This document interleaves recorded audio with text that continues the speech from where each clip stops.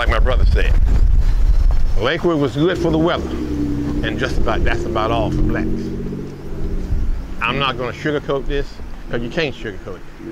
But my father used to work for the city in the sanitation department.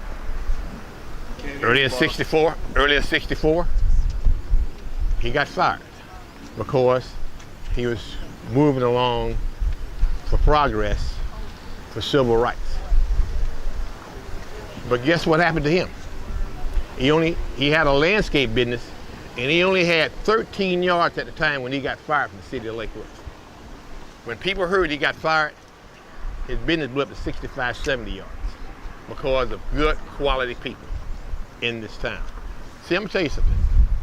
The picture is painted dark, but some of it is real dark, but there's a light when you have good quality, decent folks. There's a guy who wrote a book. I never played the game, but he knew the game, and that guy who never played the game, you probably heard of him, his name was Howard Cosell, but he knew about everything he broadcasted about. So you don't have to be black to play this game. What you have to be, two things: decent, honest, and search for equality, no matter who you are. We're gonna walk down memory lane and we're gonna talk about a couple of things, what happened in this town. Matter of fact, on that particular light pole right there, right where my wife's car is parked, my dad walked out of that bank right there. First Union Bank. All he wanted to borrow was $500. I was in the car with my mom. He cried like a little baby boy because you know what? He had impeccable credit, but he was black. True story.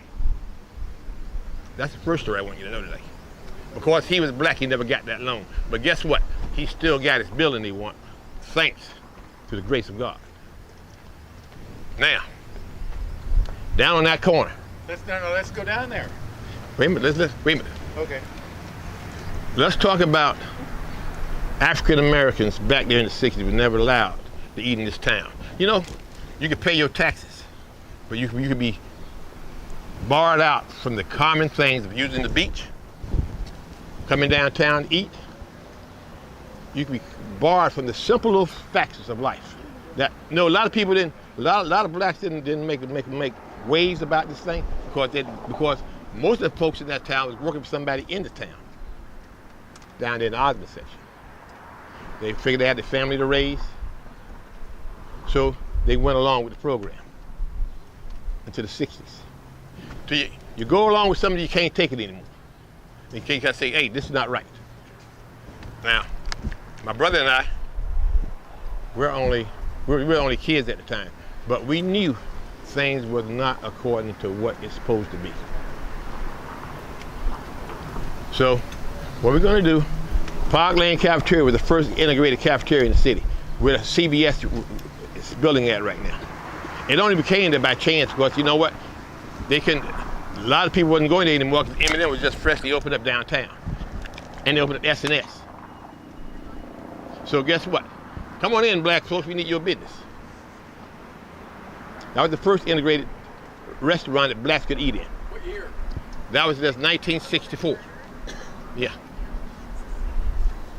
All right. What really? Let's walk down here. Let's walk down here a minute.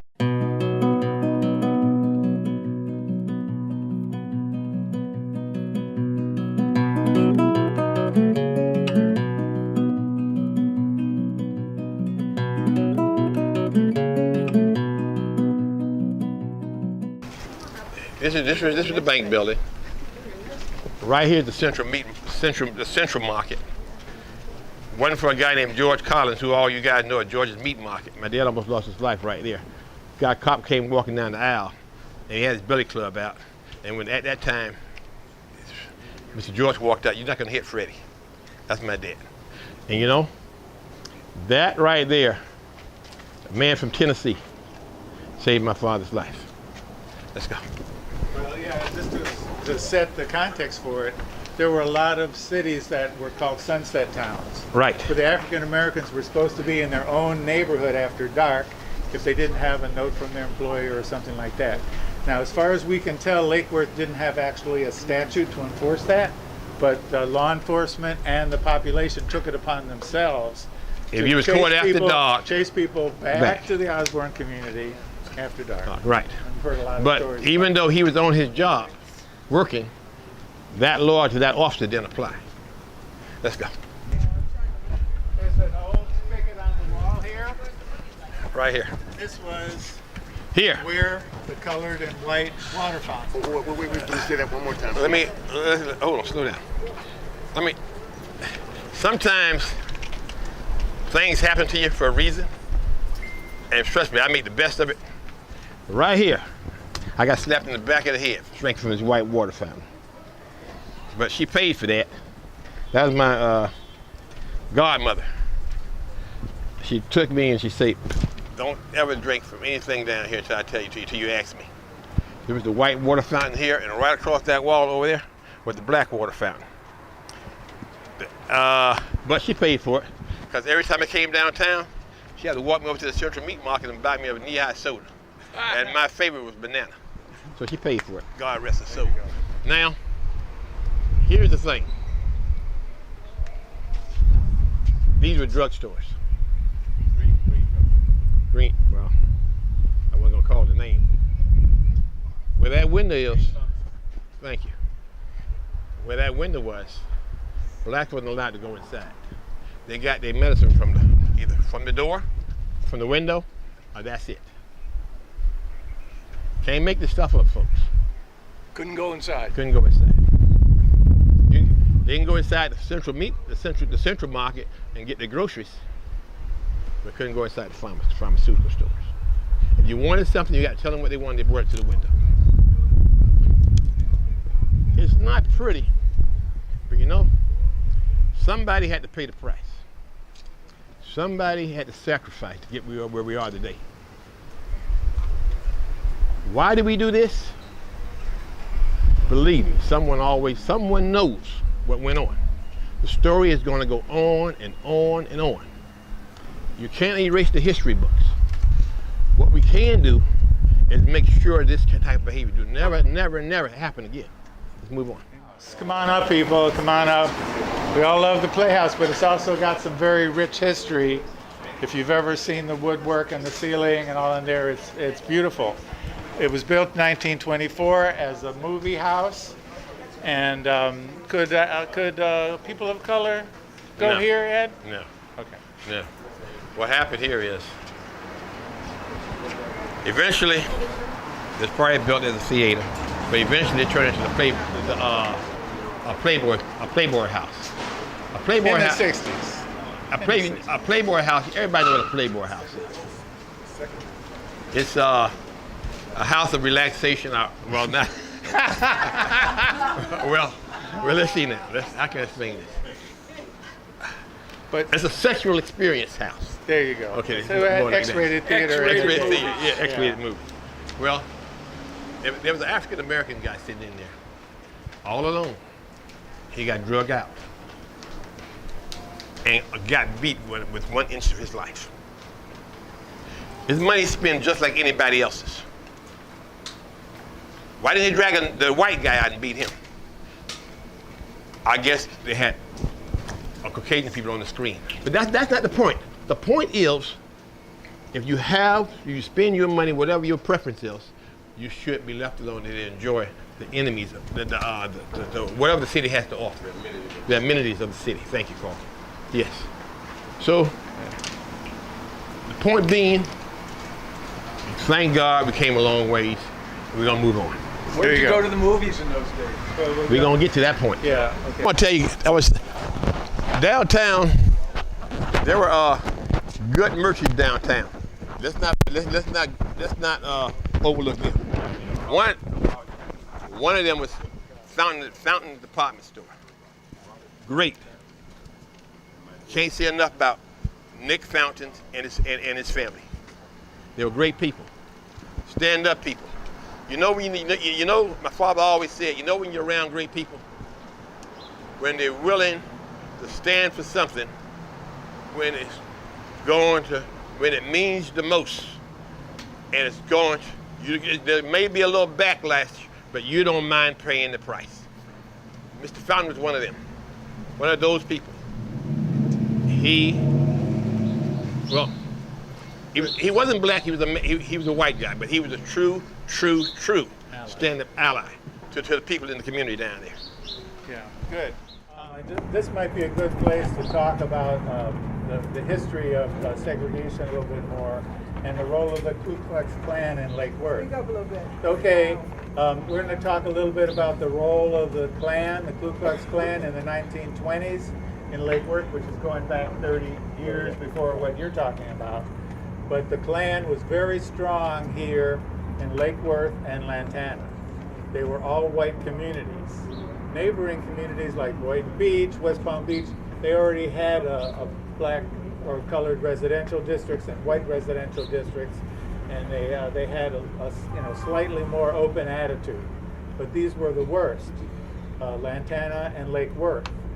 And so, for example, the Klan had rallies here of 10,000 people that would come from all over the state and all over the country, and they would meet up in the fields, what's now the Northwest Ball Fields, and they would advertise their activities all over the country. They actually had white hooded and white robed marches in downtown Lake Worth. And there was a Jewish man by the name of Max Greenberg who knew everybody in town. He actually opened one of the first businesses here in 1912, Pioneer Hardware. And he came down with his young son to watch this rally. And he said they knew who everybody was under the sheet from their shoes. So that tells you what kind of a small community it was. Everybody knew one another and what each other were up to at that time. Yeah. And so then the Klan also ran a school, which we're not going to go exactly by it today, but on J Street and 6th Avenue. And they advertised it in a national magazine that they opened a school, so they came out from under their hoods and under their sheets. They were confident enough in this area to be out in the open. And the reason they said they opened the school was because Catholics were ruining public education in America. So the Klan was not just against African Americans and blacks and whatever, they were against Jews and they were against Catholics. They were anti-papist at the same time. And Lake Worth was, unfortunately, at that depth of our experience, the hub of this bigotry. We're in front of a building that's now operated by the Cultural Council, and they do an amazing job in here with different exhibits, art exhibits, and museums. But it was built in 1939, very interesting building architecturally. You can see the Art Deco. I'm a total non-expert in this area, but I'm told it's streamlined Art Deco, whatever that means. Okay, and it was a movie house. At that time, it was the largest movie house in Florida. It's very large inside if you've ever been there. Unfortunately, they're closed right now. And I talked to the receptionist here yesterday, and the story was that they did have blacks could go in here and watch the movie. They had seating in the upper balcony. And then down below, now you can see over here, if you look in the windows, there's a staircase going up so people would buy their tickets and then split up. But I've been corrected by people who lived through it. So go ahead. Go ahead. You can't paint the picture. You can't repaint the picture when the picture already painted. You can mess it up a little bit, but you can't repaint it. Won't be worse than anything. What happened was, the African Americans, and Mr. Jones standing right there, when we went to go to the theater, they had a theater for African Americans. Let me back up a minute. Let's get something squared away with me. In the great migration of man only came from one continent. Anybody know what that continent is? So you're all African Americans. This African American BS. This is just BS. You're right. Let's don't do that no more. It get annoying sometimes to me, and I find myself saying it. But no matter how you shake it out, Don't go killing yourself now. One race. The man came from the continent of Africa. Now back to what I was saying. When blacks had to go see a movie, they had to go to, on Rosemary, the Florida Theater. In West Palm Beach. In West Palm Beach. And it's no longer there now. But they can't even go to the one on Clematis Street.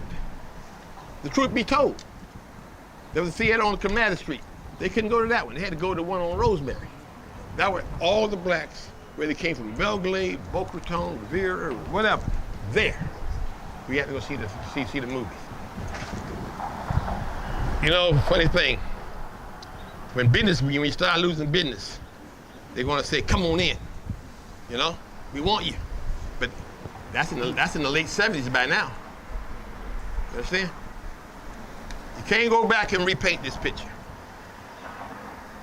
Like if you go to Dr. Simon, one of my favorite guys, who took over Dr. Wolfman's office on First Avenue, who treat the women over there. Go to that back door. That was the back door for blacks. Can't make it up. Over here, was one of our mayor, right in Ramona Daddy, had the door on the east side for blacks. Can't make it up. Folks, where's my wife at? Where you at? Come on up here, girl. Come on, don't be hiding now. Come here. Come here. Come here. Come here. Move over, Carl. Move over. There she is right there. Hey, Teresa. Let me tell you this. I want to tell you something. I'm going to tell you something. Because we were talking about race here in America today. I got out of bed, and I told her, I said, thank God those cops are not white who beat that guy up in Memphis, Tennessee. See, she said, what the difference?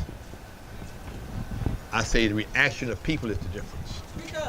I say the reaction of people would be the difference if they were white. Now, that is wrong. It's flat out wrong. But the reaction in America would have been a whole lot different if they were white. You know what you call that? Reverse racism. You can't have it both ways. You gotta have it one way. You understand? And you know, my brother and I, we say things people don't want to say. We don't care, you see, because you know what? It's the truth. Yeah. And I'm telling you, when you tell the truth, there's nothing in the middle. Yeah.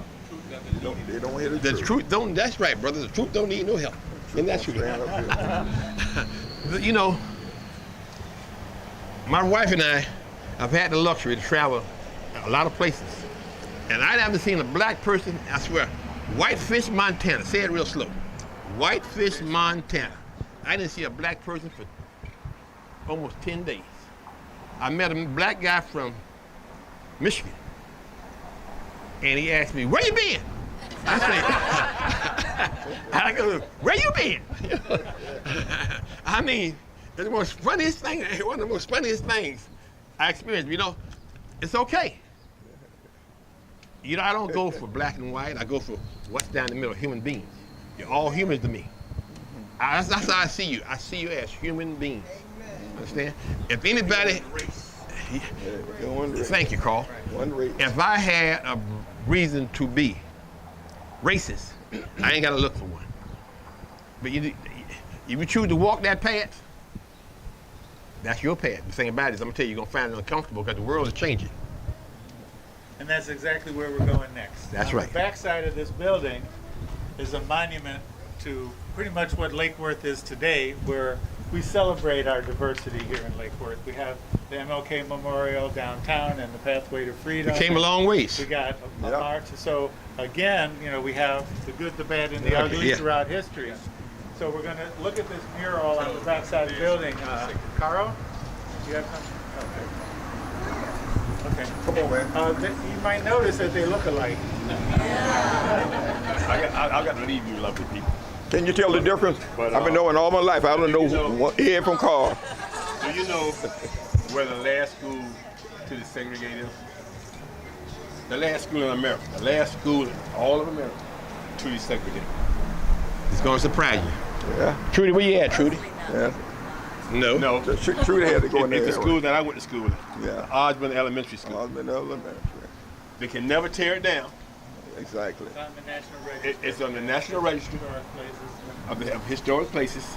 It's the last school in America. Trudy Secretary. And these three gentlemen all attended there. Yeah, we all went there. We all went under Yeah. Miss Robinson. Even we all. Alberta Robinson. Alberta Alberta Robinson. Robinson. And that lady didn't play. I'm talking about you're gonna learn. Alberta Robinson. Our last year there was My last year. 1964. My last. 'Cause we started Barton in 65. Yeah. But the school didn't close until 71. No, the school. This happened in 2001 when it's desegregated. We hold that distinction, and then not that we didn't want to. Nobody was. We inherited. We just inherited. Okay. All right. But remember, you live in a town where the last school is segregated. All right. In America. Look. This right here is a powerful tool. All you do is take some time to look at it. All right. Now, may God bless you all. Barton Elementary and Lake Worth High School. Right in the city of Lake Worth, they were the first schools to be integrated. Of all the schools in the county, probably around the state, Barton Elementary. Isn't that something? Right here in our own city. I went to school there. It's time for me to talk now. Please. My name is Julius Jones, C. Jones Sr., and I'm a long-time resident. I'm a native Floridian right in the city of Lake Worth. I was born here in 1941. Wow. And I'm still here. I grew up here. I knew all the people here, all the people who migrated here. And this area right here is very familiar, right here. I can't go behind Mr. Deveaux that we've been giving history. I'm older than he is, maybe 12 or 13 years old. But I like to say, this community in Lake Worth, we're segregated. Used to be a restaurant right down the street down there. My father, Mr. Frank Jones, took my two sisters there. It was segregated, and they wanted to eat something, a hamburger. They said, you can't go in there. My dad said, you are going in there. So they were dressed real nicely, and they went to the counter, they sat down. You know what happened? Nobody served them. Somebody did serve them. Oh. Yeah. Somebody did serve him. My dad was right there. He didn't play. He was a boxer when the first, the fish in the boxer, He didn't bother them about it. They did serve them. He served, what do you all want? The man said, he gave the girls what they wanted, and they got out. What year? That might have been maybe about 56. No, maybe 58, something like that, 55, something like that, 56. They were young, we were young then, okay? And so, one of the experiences here, like they say, these go to, I'm sorry. One of the experiences here that went through with. I could say a lot of things. Like my teaching that, then I taught at Barton Elementary, went to Osborne Elementary, taught at Barton Elementary about 40 years. Wow. Same school, maybe 10 or 12, 7-day principal. God kept me there, but he said those that were against me, they sent them away, whatever, we have a good principal. I taught all those years. Now she's for the children, right here in Lake Worth. They're about 8 years. So all my life been around teaching and helping people. And like Mr. Rose said, look, we all from one race. We all come from the continent of Africa. That's where early life began. God could have made everybody the same color if he wanted to speak the same language. But God does what he wanted to do, okay? God gave people a chance. So we all one people. I cut myself, you cut yourself, we all red blood, So God wants to love each other. Right over there at Lake Worth Children, they have a plant over there with Dr. King. Had a lot of quotes over there. This one I never get. Injustice anywhere is a threat to justice everywhere. Right. And I go a little further than that. Say inequality anywhere is a threat to equality everywhere. Yes. What it is right now, we have to learn to live in peace. People don't want to hear about this. They don't even mention God no more. But the first, greatest commandment, that thou shalt love the Lord thy God with all the heart, soul, mind, and strength. Amen. And the second, to love thy what? Neighbor. As our what? Thyself. until we get to everybody loving each other, this world gonna still be and have it the way it is right now. And so I like to say this: growing up here at the casino over there, they tore down the old building in 1962, 1963. Things beginning to change. I was about 18, 19. I took my girlfriend at the time. Turn down for me there. My girlfriend at the time was going to Lake Worth High School, and I took her to the prom over there. That was in 1962. Wow. You know what happened? Nothing. We stayed there all night long. We couldn't leave. Nobody could leave until you leave early in the morning. So things began to change. We did have segregation. I used to be a weightlifter and a boxer. And I said, man, I'm not scared of nobody, man. White, black, nobody. So some of the guys, we lifted weights, you know, and we're going to intimidate the people. We're going to show them. We're going to walk down and put Vaseline on and all that there and show their muscles. And we walk down the hallway, and we walk down there, the people step aside like that. They step aside like that. And then let's go by and swim. We don't want to fight. We will let people know I'm not afraid of nobody. And whatever rights, I'm going to stand up for right. Right is right and wrong is wrong. So a lot of things I can say. You know, even the beach. Voting rights. Miss Sarah Bowie from Riviera Beach, she came down here and got people like Moses McCrae, Johnny Green, Jimmy Green. We all got our voters registration. We went in, I got my voters registration at 18. I was 18 years old. You know, that's a long, still have it. Right. But this lady came down here, but she was a civil rights activist. She wanted everybody to get a chance to vote because voting is power, right? We can see it right now. They don't want us to vote, right? If everybody vote don't vote, it'll be all right. As long as they don't cheat. Beg pardon? As long as they don't cheat, they got as long as you don't cheat. That's the problem. We cheat getting in there, and that's sin, and it messes everything up. Right. So, you know, this is community. I still live here. I have a couple of homes over here, and if it's up to the Lord, I want to die here and take me home. I love Lake Worth. We had our problems. The bank used to be right over there. It's the Fountain Store. First National Bank. We didn't have to go to West Palm Beach. There were no malls at the time. You go right there, Mr. Fountain, and get everything you needed. You know, our cafeterias, and we had our final pharmacy right on the corner. My father said when I was a baby, they didn't have glass baby bottles at the time. They didn't have plastic. So I was a big baby. 2 years I drank nothing but milk. So whenever I finished that milk, I'd throw it over there and bust it down. So what he had to do, he had to come right up here and get it. And he said he had no problem. You know what I mean? When I got my spank, I stopped. My mama put something on me. The bottles was expensive, you know. So with the city of Lake Worth, I love the city of Lake Worth. And I like to say to myself, Black Lives Matter. All lives will never matter until Black lives matter. Everybody is important to God.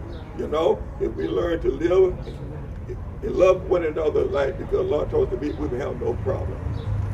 I don't care who you are. White, black, Jew, Gentiles, Methodist, Catholic, you know, anybody. Just do the right thing. What about going to the beach? Thank you. You all know that Mr. Jones was first black teacher at Barton. Oh my God. First black teacher. And Mr. Donald Wilson, he's going on big law. He's the first. And I did my internship under him at Barton Elementary. This was 1966. Hey, Rock. We had a question about the Lake Worth Beach. And this guy was in one of our classes there, he and his brother. The beach? Remember when I first started, I said you can pay your taxes, you wouldn't be entitled to any entities. Public facilities. Yeah, public facility, entities. Well, the beach was one of them. What happened is when African Americans wanted to go to the beach, they went to, matter of fact, we went as far as Jupiter. Yeah, and Miami. What happened is we wasn't allowed to go to the beach over here. I think back there when the fight for equality, back there in 1968, my dad was driving all the way down to Jupiter, which was a great because they had a little lagoon in there, and kids could swim in the lagoon and could never drown. Yeah. When the tide comes in, goes out. Yeah. It was safer. That was a good environment. But as far as Lake Worth Beach, no. No. 1968. I remember the exact year. I was in the 8th grade. My dad took me over to the beach. And what happened was he was encouraged by someone from the community. I'm sorry, 1966. He was encouraged by someone from the city, like Mrs. Powell and Mrs. Shunke, who stayed on O Street. Early Sunday morning, get up and take your kids to the beach. Don't drive that far. And my dad started taking us to the beach every other Sunday, or at least once a month. And I believe we never had a problem on Sunday morning. I think that's the Lord day. Problem days off. They raise hell from Monday to Saturday. But Sunday, that was a good day to go to the beach.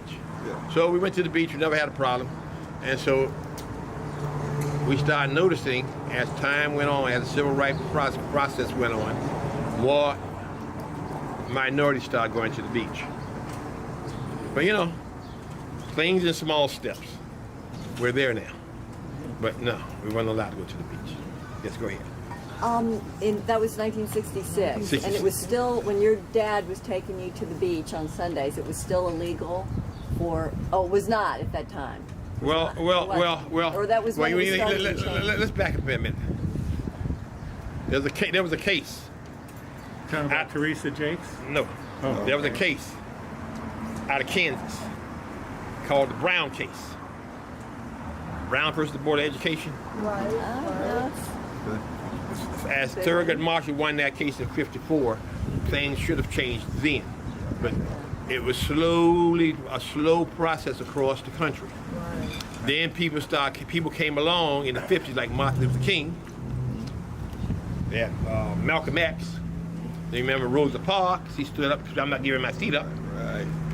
These were actually monumental acts of that time, and not here, but what happening in the country that has a ricochet back can happen down here. So folks were starting to back off a little bit. As things started to slack up, you had the courage, people had the courage to press forward, okay? But you know,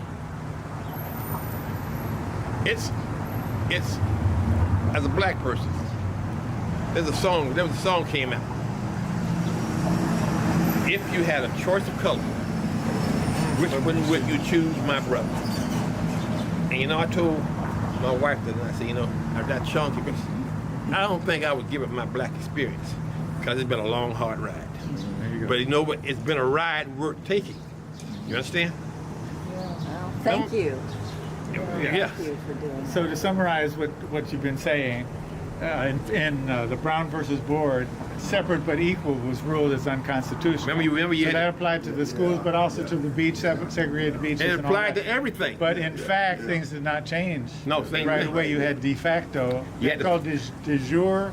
Segregation was by law, Yeah. right? It was by And law. then de facto was the way things actually happened. Right. And so a lot of these practices that extended after that were just de facto segregation. Right. And institution by institution, store by store, amenity by amenity throughout the Right. city. There Started- were heroes with perseverance and Right. bravery, Right. like these gentlemen that stood up every inch of the way. But you know, like I said, people stood up. A lot of good people died along the way. But it was worth, you know, the price of freedom always brings sacrifice. It was commissioned in the 2017-2018 season, and it was a collaboration of the City of Lake Worth and the Palm Beach County Cultural Council.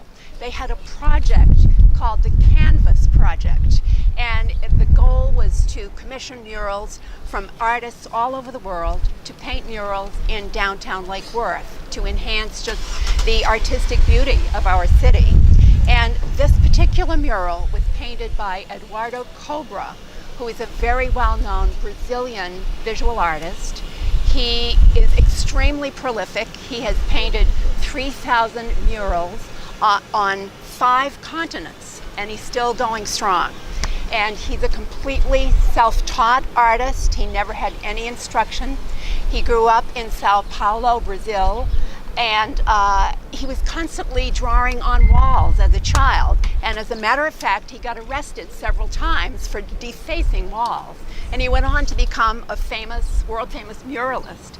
And this particular subject is very appropriate for him because he's always drawn to social justice issues. His most famous mural is one that's in the city of Brasilia. And of course, the city, when the city was built, it really revitalized the economy of the country, and all the politicians wanted to take credit for it. However, Eduardo Cobra immortalized the laborers who actually built the city and lived in terrible conditions over many years to create a gorgeous, modern city. So this subject matter is perfect for him. And I believe that you can see in this mural his greatest influence was the Mexican muralist Diego Rivera. And you can see that influence in the monumental size and the realistic style, the beautiful colors. And I believe that this is the largest of all of our Lake Worth Beach murals by Eduardo Cobra. Thank you. Margot. Yep, thank you. So, of course, this is memorializing the 1963 March for Jobs and Freedom in Washington, D.C., where Dr. King gave the I Have a Dream speech. You can see the crowds and the Washington Monument and the setting there in the background. But while we're here at this location, I'd like to backpedal a little bit to the settlement era, the era of Fanny and Samuel James. And those of you who have the yellow handout, you want to look on the back of the first page, there's a map of the various homesteads that the first settlers took out. And if you look real close, I'm sorry it doesn't stand out better, but there's kind of a light line around some of the areas along the lake and then running back along Lake Avenue. Can everybody who has one see that? Okay, so where we're standing now was part of the James's second homestead. The first was along the water between Lake Avenue and 12th. They had 186 acres there. Then they took out another one, and I don't know how they got to have a second because almost nobody did, but they got another 160 acres here that ran from about where their property stopped over there about M Street all the way to F Street in a square in here.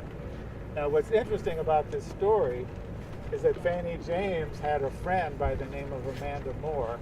We don't know exactly whether she was worked for them or was just a friend, but they did several land transactions with this Amanda Moore, who was an African-American woman from Georgia. And she took the top 10 acres of this 160 acres for her own planting. And that's where we're standing now, is the land, and her land was just 10 acres from about Federal Highway or so over to F Street. And we'll also, when we get over to the water, see the Birthday Cake Castle, which was a lot that they carved out for her, the same friend of Fanny James. It was the first home lot, residential sized lot. Everything else was farmland. So this Amanda Moore was a friend of Fanny James, came from Georgia, owned these two parcels. And that's about all we know about her. But it's interesting, that's where we're standing now, is this land that the James homesteaded and then sold to Amanda Moore. Now we're going to walk down L Street to the Samuel James burial spot. There's a lot of stories about him and that burial. And then we're going to go over, those who have the stamina, over to the water to the first original post office site at 5th and Maple Coastal. So follow me. Okay, so here we are on South L Street in Lake Worth. This house happens to be 315. Looks like an ordinary front yard. But I want you to imagine the days when Fanny and Samuel James were here, when they homesteaded here, before the town of Lake Worth was platted and all the streets and the houses were here. This was woodland. It was scrub palmetto, some pine trees, crabapple trees, and that kind of thing. Very dense in places and hard to get through. But their first homestead was on the water where we're going to end up, again, out of chronological order, but we're going to end up over there at the first homestead where the post office was opened in 1889 and the mail delivery was by boat. Then in 1896, the railroad came in, the FEC railroad came in and ran down to Miami. It came to West Palm in 94, Miami in 96, and we're telling the history of your house. Come over. Yeah, Black History Tour. You know about the history of the burial there, right? Oh, yeah. Come on over. Come on over. Come on over. Okay. Maybe you can hear me from across there. The previous owners knew the story, but anyway. So this was the James's second homestead.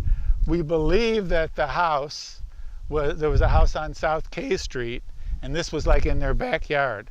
So Samuel, Fanny's husband, died in 1909. He was about 15 years older. He lived to about 75, so pretty good age for those days. And he was buried here behind the house. And they had a little money, as we said. They had sold real estate and were, reasonably well-to-do. And so she built a nice memorial for him. There was a wrought iron gate around the site with some kind of stone marker. We don't know if it was a headstone or a flat stone, but some kind of marker for her husband there. And then when she sold the land the next year to Palm Beach Farms Company, she did not want to sell her husband's gravesite. So she carved out a 10 by 10 plat that was never sold to the city of Lake Worth and still belongs to the heirs of the James family in the middle of that lawn, okay? So then eventually the town was platted out. They put in the streets, and there's a little diagram here on the third page that shows the exact dimensions. You notice that this little square is the 10 by 10 plat. That was the homestead, and they didn't have the streets to line it up with, so it's a little bit off center, off cue. But when they surveyed it, that this did not belong to Lake Worth, you can see the exact measurements down to 1/10 of a foot, to inches, where that 10 by 10 plat is. And if you look on your survey, you'll probably see that 10 by 10 square still on the plat where Samuel James was buried. He was one of the original founders, an African-American man who was one of the first settlers here in Lake Worth. So then we're imagining, we don't know, the house was here in 1924, and we're imagining that the grave was still there and that the curved sidewalk was built around that fence. And people were asking, how can the city get control of it? There was a petition made to the county court. Nothing ever happened with that. And then sometime in the middle of the night, some men came. There was a neighbor who saw the men come with lanterns and shovels and dug up the fence and the stone, whatever was there, and threw them in the intercoastal, supposedly somewhere between 2nd and 3rd Avenue. So when this story started to come out, it was Scott McCabe, the reporter at the Post in '99, who was doing the investigation on this. And Helen Green, who's a well-known historian in town, says she heard that everything was, the fence was dumped between 2nd and 3rd Avenue in the intercoastal, and there was talk about diving and there was talk about putting up a memorial here and different things, and nothing really came of it. They decided not to try to move the body if it was still there. In all likelihood, it was exhumed in the late 20s when the fence was removed. And after I wrote my book, Pioneers of Jewel, I haven't pitched that at all, but if you want to know more about all this, you can read in the book. But the city decided to do a survey with ground penetrating radar to look for any remains that might be there. And there's a clip on YouTube. It's in the handout. You can look at that. They ran back and forth across the lawn and they tried to find any remains. And what they said, they found a disturbance in the soil that was consistent with a burial, but nothing tangible hard there, like, you know, railings or screws or some remains of a coffin or any of that, or bones. All of that had been removed probably in the late 20s, as we said, dumped in the intercoastal. But as we said, that land still belongs in the James family and is where Samuel James was buried. And it's likely that his wife, Fanny, she died in 1915, believe it or not, in a car accident on Dixie Highway. She was driving a horse and buggy and was hit by a car in 1915.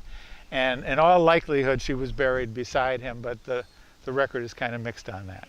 So, any questions? Yeah. What year was the ground penetrating radar? That was like 2013. Oh, pretty recent. Yeah, when the book came out about 10 years ago, right.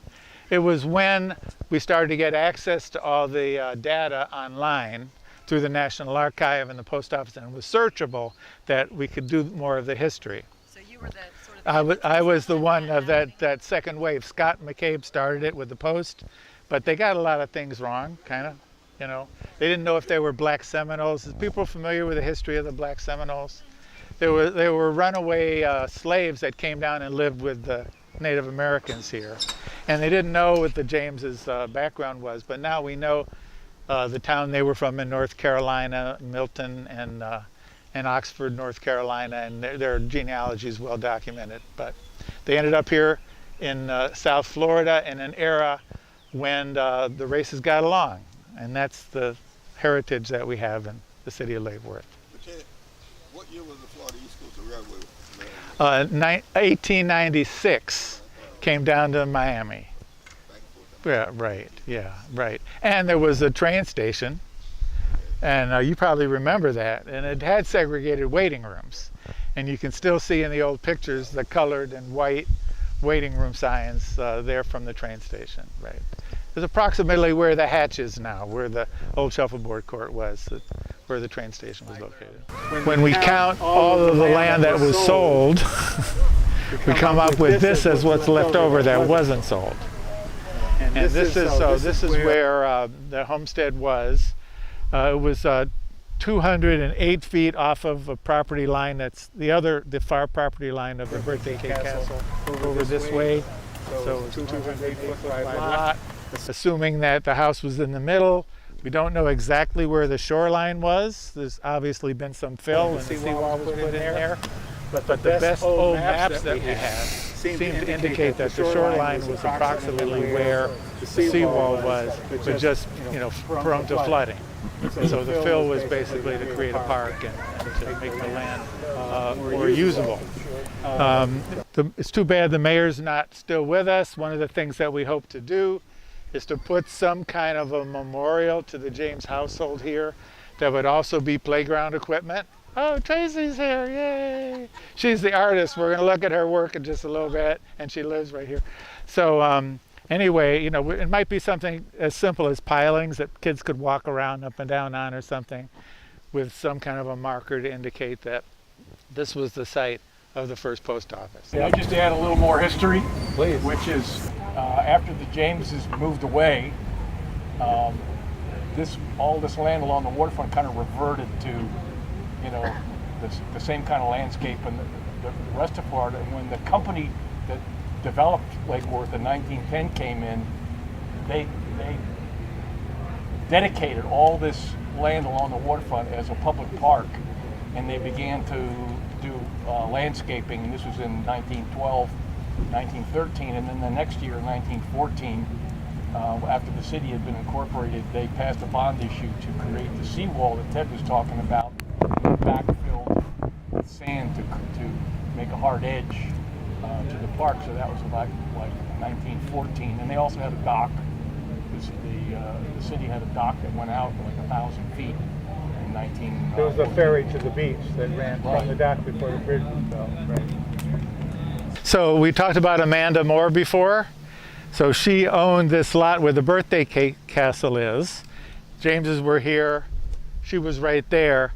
And as we said, all the other properties were subdivided into 10 and 20 acres, but that was a 300 by 50 foot lot. So that was definitely a residential lot that Amanda Moore owned. And when Fannie James sold her land, she exempted that 10 by 10 square that was Samuel's burial and this home site. The reason being it was an all-white town, so Fannie had to move out of town. But she didn't want her friend to have to move out of town. So she didn't sell that property, and this was originally, Fifth Avenue was originally the city limit. And then it meandered down through various steps to 12th Avenue.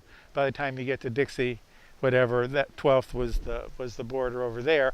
And then this became Addition 1, didn't come into the city until like 5 years later. So. Talking about the homesteads, is Yeah. there any plan to put a historic marker at the second homestead site? There's been a lot of discussion about it. It would really have to be with the permission of the current homeowner. No, not the, oh, thank you. Yeah, and you just saw that the current homeowner doesn't know the story. You know, when the ground penetrating radar study was done, the homeowners knew the story and they were very cooperative with that whole process, but the house has been sold since, and we'll have to go knock on the door and say hi. So is it the city or the cultural council that you need permission from there? Well, you mean on the, Not on L Street, over by the MLK mural. yeah. The second homestead. Yeah. Oh no, the second homestead was probably on K Street opposite the burial, 300 South. Okay. Yeah, between the second. We have a picture of that homestead, and the surveyors, when they platted the town of Lake Worth, used Fannie James's house as a station. We have a photograph of it. It's the only one that we have, but she wasn't living there at the time. She had already moved away. And then we just found out within the last few days that after the surveyors got done with it, somebody else, a Mrs. Holtzkamp or something like that. Holtzclaw. Actually, so the house was livable, and that would have been on K Street, kind of opposite of the burial, and the burial being behind. Yeah. And when they said there was kind of like a 10-year period where people sort of got discouraged and didn't farm their lands anymore, and there's still a few places. When the survey crew came in 1912, they said they found like 4 or 5 shacks. That was the term they used, and the rest of it had kind of rewilded, grown back, and they had to do a lot of clearing. It took them like 5 months to do the survey because they were actually platting the land for residential and commercial lots. Right. So, go ahead, please. So I've heard there was a fence between the black neighborhood and the white neighborhood. Yes. And so. That's on Wingfield Street. Okay. So when the black neighborhood came into the city in 1926, the rest of the land around was still wild.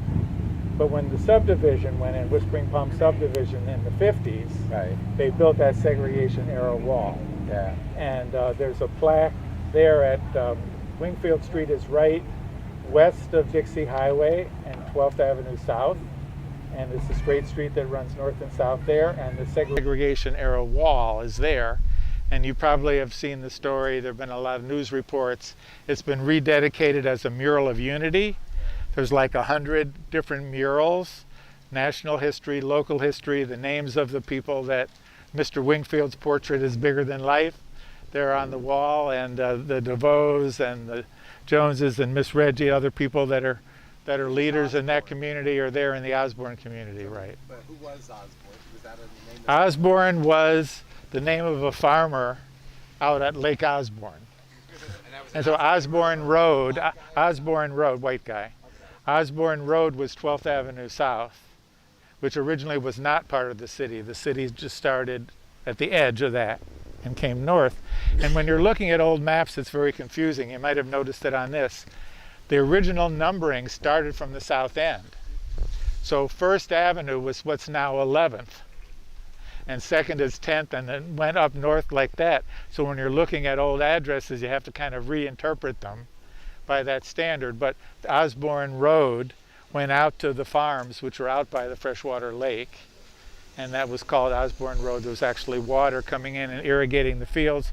A lot of the folks that lived in the Osborne community, it was originally known as the quarters, right? Because it was housing for employees of the fruit companies that were down here. And we've even heard stories told they had long houses and several families would live under one roof. There also were private residences that were owned by the local people, but some were corporately owned. And if the father or whatever would quit his job, they had to move out. So it was really corporate, housing that extent. And that name, the quarters, lasted until, at least when White people for that Osborne. And also, the name of houses on that side, that's Lake Osborne Estate. So Right. you gave me something, I never knew where Osborne come from. You said this guy was a farmer. Right. Yeah. At Lake Osborne, out the Yeah, other yeah, end yeah, of Lake Osborne. the other end of 12. Right. Yeah. Right. Yeah, the other thing that Ted mentioned was that look at their 1910 census, 1930 census, a lot of the original residents of Osborne were Bahamian immigrants who came in to work on the farms. This was a Florida-wide phenomenon. I mean, Miami, all the way up to Lantana. And I don't know, Ted, it was like 50% of the households or more than that were Bahamian. Yeah, probably 50-50, yeah. That aluminum place called Gator Carpet, where you see all the right by the gas company, the company that makes the That's now in Lantana, on the other Coke. side of the Make the city Coke. limit. well, funny how things work out. My brother owned the building now. That's right there on Wingfield. They had that for their workers at the aluminum company. And most of the people that worked at the aluminum company was with Dave Carver at the time, which was American, which was black. All right. So therefore, this here Osborne, what he's talking about, they had quarters as farm workers, and those who didn't work for the farm workers, they were some of the women they worked for people of town, whatever. Right. Well, there's so many stories we could tell, and I just want to give you some resources for the future. The Historical Society of Lake Worth has ongoing programs. Thursday, the 23rd? 23rd, there's going to be a program on the Osborne School. There was a study that was done, and Mr. Jones and Miss Trudy and Miss Brown were interviewed. She's a professional social anthropologist, African American, raised in West Palm under very similar circumstances to what happened down here. And she's going to be presenting, along with Steve and I, on the history of the Osborne School at the library on Thursday the 23rd at 7 p.m., right? Well, 6:30 we're starting with wine and snacks. Okay. The book Pioneers of Jewel is available on Amazon. Usually there's a supply at the Lake Worth Library too. I haven't checked recently to see if they still have some. So that definitely will give you more information on a lot of these topics. Okay. Yes. And one thing too, you say that in 1926, that's when you say that the first black people from there. I heard of it. I talked to people who are much older than I am. It might have been a little bit before, because I remember Mr. Frank Deal. Say the deal. That's the name. Said when the song came out in 1926, he had a house. Yes. He built him a house. Okay. And that house almost tore everything off with the frame. So like you say, most of these people come from the. So a lot of them come from the Bahamas. They crossed from the Bahamas and they came over here. And black people used to. A lot of black people used to stay right over there with those big buildings in Palm Beach over there. If you reach your rate, come out every now and then, black people stayed over there. But they tell me Henry Flagler, some kind of way they wanted the black people to be the ones over there, come over here. And some kind of way they burned the buildings over there, but they should stay over here. And now they came over here. And a lot of people came from Georgia, like some of my parents, and South Carolina, and all. They all immigrated. But this man said way, way back. Right. And the storm came in 1926. That was part of the story we didn't tell. Right. But when Fannie James was kicked out of town, she moved right down there by 12th and Dixie, right across from the Osborne. Okay. And there already were was a black community in the Osborne area. It just wasn't inside the city limit. Right, okay. But there were at least half a dozen families, and Grand Chapel AME was built for that community in Lantana at that time, and then eventually it moved up. So I mean that's a whole nother story. But we know the names of families that were homeowners over there before it was part of the city. Of course. It was kind of a unincorporated area between Lantana and Lake Worth up until 1926. The only thing that happened in 26 was it became part of the city of Lake Worth. Good explanation. But the Deals lived there then. Yeah, the Deals, the Knowles, and Glenn, and most of the different Cartwrights, you know. Yeah, but Ted, you don't know. See, you got to talk about 1926. You don't know. The city did take them over in 26, but they didn't have running water, sewer, or anything like that to win. You don't remember when? 63. Huh? We found it in the paper. The sewer went in, sanitary sewer went That's in right. in 63. 63. Yeah. In 1955, they did a survey of the Osborne community, and only about half of the households still had using outhouses, and only about half had. Then there were 30 or 40% that didn't have running water. Right. That's The 1955. streets weren't paved. There were no street lighting. Even though it was part of the city, they had wasn't part of the city, almost but they didn't no recognize city it as a part of They the didn't city. have any. But you're right, Ms. Bowles. In 1960, they came through. They wanted the money. Yeah, of course. They came through and built and made the sewers there, dug up everything right now. And those sidewalks and they're still, they dug it up and put the new stuff, the sewer line. And you're right. I'm glad you mentioned that. And of course, since then, the city has tried to make up for lost time. The gym is down there now. The Osborne Center is down there now. The nice ball fields at Howard Park. So after we get past the Jim Crow era, there's been some attempts to build newer houses on Latona and all of that. Yeah, and change that. And Mr. Jones lives on the other side of the wall. Right, other side. I used to live on this side. That's I was living on the white side of the You wall. think you're moving on up. Right. And you know what? Talking about the wall, it did separate the blacks on one side and the whites on this side. It looked real bad. But later on, since integration came, now, I think this coming Monday at 10 o'clock, a group of people you already told them. No, go ahead. You're going to walk down there, meet over there, you cross the railroad track on 12th Avenue, and you go to the left, you see the wall. And you see a big hedge. I have the hedge. Right after that is the wall go down. It's all about historical. 9:30 on Monday morning. 9:30 on Monday morning. He'll tell you more about it. Yeah. Good, yeah. When did they establish their cemetery over there? Oh, well, that's Is that another from story. the beginning? No. No, see. Because I know they built the landfill That's just a good west of question. it. Right. What happened was where the cemetery was. Right, See all that shell rock in the alleys and stuff. right.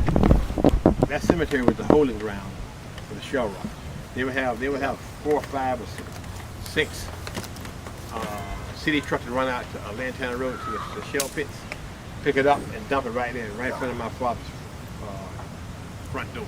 Yeah. And so they shelled all these alleys up and down the city. They got them all shelled first. Then they realized, we don't need the shell rock pits anymore. We don't need that land for a shell rock holding area anymore. So Mr. Banks, Reverend Banks, First Baptist Church, said went to court with the city commission, said we need a place to bury our people instead of taking them way up to West Palm Beach and Boynton. So they designated that area for the burial ground for the Osmond section. Yeah, around Because 1940. you got to stand some. Once again, you want to be buried down there, you're white. You can go down there. You can go down there today if you want, but that's where it was. So, thanks to Mr. Banks, Mr. Thomas was the first, and Queenie was the second, and Mr. Banks was the third. We'd be buried in that graveyard. After that, we lost count. Who was the first? Mr. Thomas. Remember Thomas on the railroad trip? Mr. George Thomas? Yeah. Yeah, Mr. George Thomas. He was the first. And then after that, remember Queenie took the rat poison? Yeah, the young girl, yeah. All right. Yeah. Right. And you mentioned something about Billy. And then Billy was the fourth. Yeah, okay. We know what happened. Yeah. So To be continued. Let's walk over to the mural now. They were having a meeting in here before, and they were kind enough to accommodate us.